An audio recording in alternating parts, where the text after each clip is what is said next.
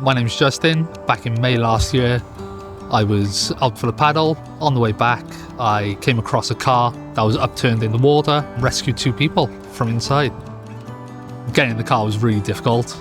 I managed to get the back door open, which then gave me probably about a foot or so of space to be able to get in the car. I could see a male's head floating face down in the water.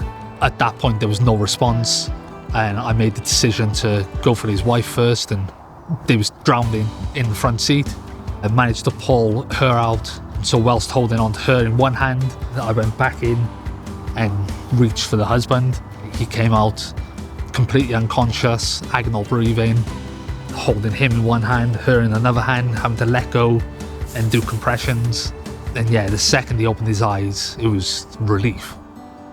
I'm Justin's mother. When Justin first told me about it, I was shocked. I just think it was a massive achievement that he had the courage to do. I just felt that he needed someone knowing what he'd done. He's always been a doer. He probably not think twice about, like he did on that day, jumping off his ski and just doing what he got to do to get the people out. It's been great to be nominated for the St. David's Award. I think it's a great honour to be recognised for something that happened last year, and I was in the right place at the right time for a reason, and I just had to act on it.